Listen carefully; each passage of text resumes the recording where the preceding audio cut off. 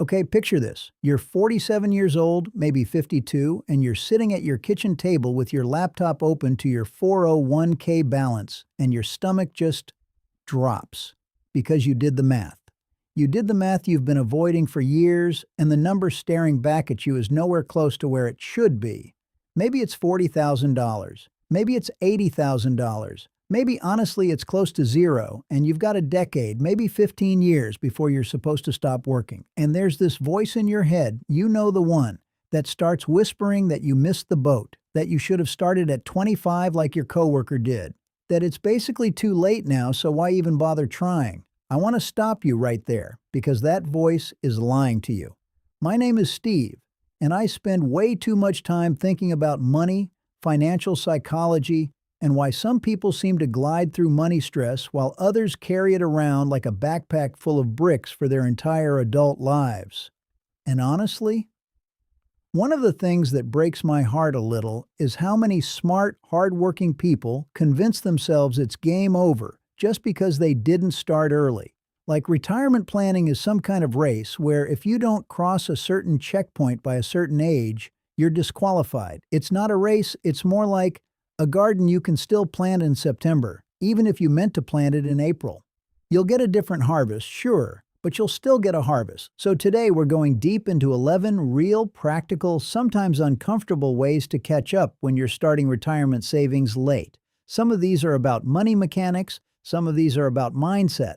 A couple of them might actually annoy you a little because they'll ask you to look at parts of your life you'd rather not look at. But by the end of this, I think you're going to feel something you maybe haven't felt about retirement in a long time, which is hope with an actual plan attached to it. Let's get into it. Here's the thing nobody tells you. The financial industry has basically brainwashed us into thinking 40 is late and 50 is basically hopeless. But if you're 50 years old, you potentially have 30, 35, even 40 more years of life ahead of you. That's not a footnote. That's another whole adulthood. I had a client. Well, not client, I'm not a financial advisor, but a guy I talked to for a video a while back who started seriously saving at 53 with basically nothing saved, and by 68 he had built up a genuinely comfortable retirement. Not lavish, comfortable, because he stopped treating his starting age as a death sentence and started treating it as, just the starting line. A late starting line, sure, but still a line you can run from. The takeaway here is almost psychological before it's financial. Reframe late as later than average instead of too late. Because those two phrases lead to completely different behaviors. One makes you freeze, the other makes you move. If you're 50 or older, the government actually lets you put extra money into your 401k and IRA beyond the normal limits. It's literally called a catch-up contribution. As of recent years, that's an additional several $1,000s a year you can shove into tax-advantaged accounts on top of the standard limit.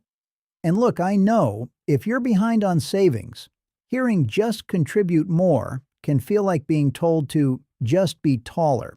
It's not always simple. But this is one of those rare moments where the system is quite literally designed to help late starters, and a shocking number of people don't even know the option exists. So step 1 is just know it's there.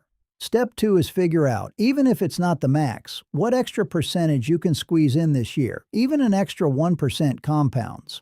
This one's uncomfortable, I'll admit it. Most people avoid calculating exactly how much they need because not knowing feels safer than knowing. It's the same reason people avoid stepping on a scale after the holidays. As long as you don't look, you can kind of pretend it's fine. But here's the paradox. Vague anxiety is way more exhausting than a specific, even scary number. A specific number you can build a plan around. A vague fear just sits in your chest at 2 a.m. So sit down, maybe this weekend, and figure out roughly what you'll need annually in retirement. Multiply that by however many years you expect to live past retirement age, subtract what Social Security or pensions will cover, and you'll have a target. It won't be perfect. It doesn't need to be. It just needs to exist, because a flawed target beats no target every single time. I know. Nobody wants to hear, just work longer. It's not the answer anyone's hoping for.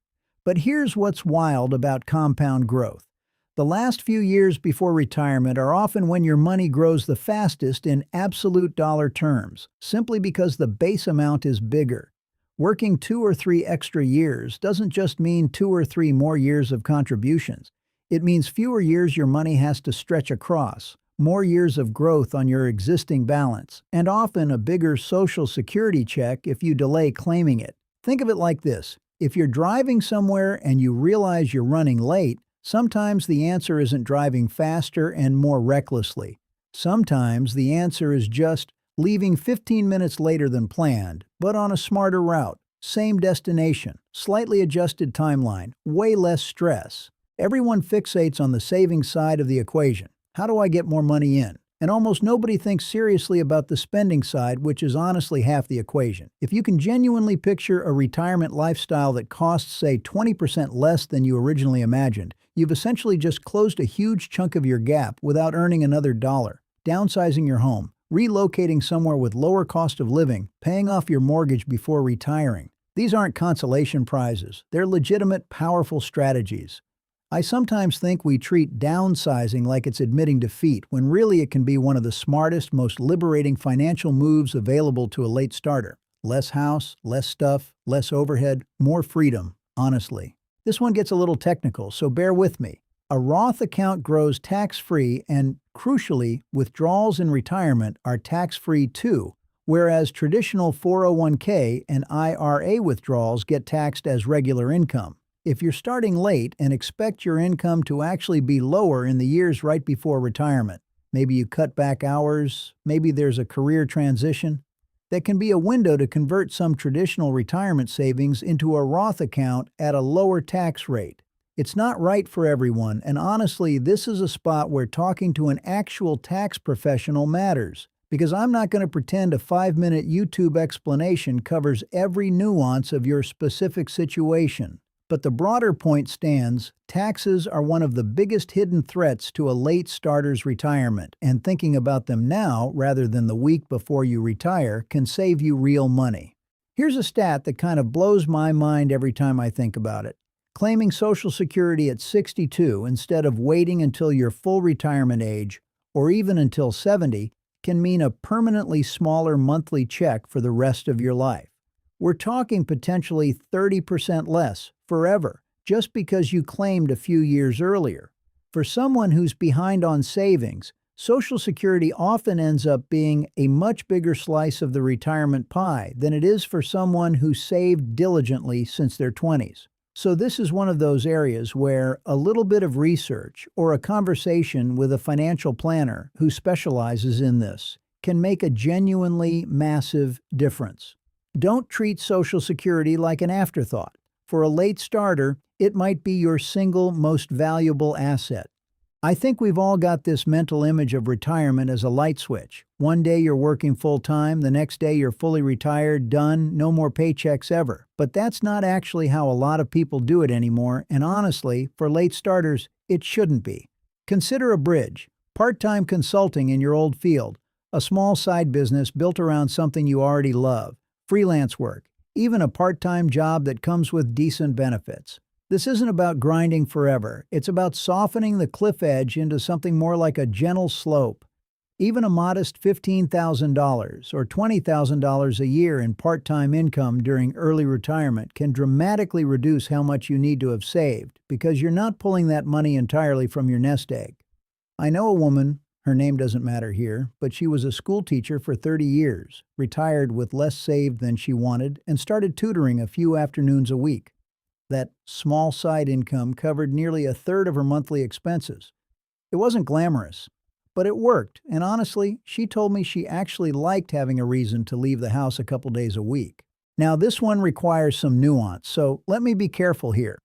Conventional wisdom says as you get older, you should shift your investments into safer, more conservative options like bonds. And there's real wisdom in that, generally speaking. But if you're starting late, being overly conservative can actually work against you, because you need your money to grow meaningfully, and cash sitting in a low-interest savings account simply isn't going to get you there. This doesn't mean gambling everything on speculative stocks. Please don't do that. but it might mean maintaining a higher percentage of growth-oriented investments for longer than the traditional playbook suggests, because you genuinely need the growth, not just the safety. This is one where I'd really encourage talking to a fee-only financial advisor, someone who isn't earning commission off whatever they sell you, to figure out what appropriately aggressive actually looks like for your specific timeline and risk tolerance. Every dollar you're paying in credit card interest or a high-interest personal loan is a dollar that's actively working against your future instead of for it. It's kind of wild when you think about it that way. Debt isn't just neutral, it's negative compound interest, doing the opposite of what your investments are trying to do. If you're carrying credit card debt at 22% interest, honestly, paying that down might be the single best investment return available to you anywhere, guaranteed, because you're not going to reliably beat 22% in the stock market. So before you obsess over optimizing your 401k allocation down to the decimal point, take a hard, honest look at whether high-interest debt is quietly sabotaging everything else you're trying to do.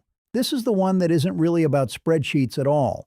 A lot of people who start retirement savings late didn't get there by accident or bad luck alone. Sometimes it was medical bills, a divorce, supporting family members, a job loss that set them back years. But sometimes, and I say this with real compassion because I've lived versions of this myself, it's also patterns, avoidance, a kind of learned helplessness around money that built up over decades because looking at it felt shameful or overwhelming. And if that resonates with you even a little, catching up financially also means catching up emotionally, learning to look at your bank account without your chest tightening, learning to make a budget without it feeling like punishment.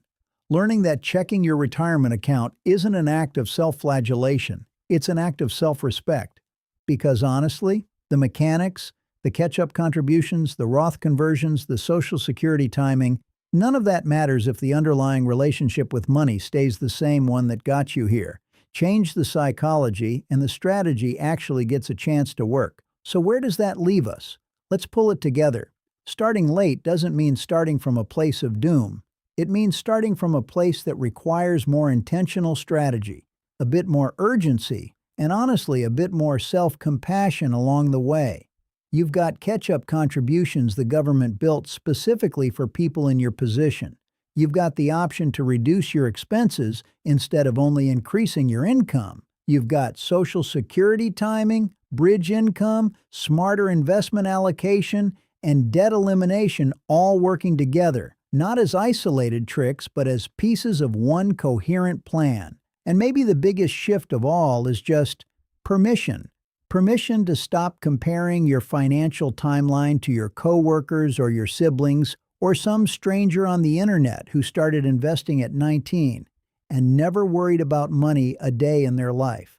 That's not your story. Your story is the one where you're sitting here right now watching this, actually willing to look at the numbers instead of looking away from them. That, right there, is the hardest part, and you're already doing it. Retirement planning that starts late is still retirement planning. It still works. It just asks a little more of you, a little more attention, a little more discipline, maybe a slightly later finish line than you originally imagined. But the finish line is still there. It hasn't moved out of reach. It's just further down the road than you thought, and you've got more road left than that anxious voice in your head wants you to believe. So take one step this week, just one. Check your catch-up contribution limit. Calculate your real number. Have one honest conversation with a financial advisor. Whatever it is, start there and let the rest follow.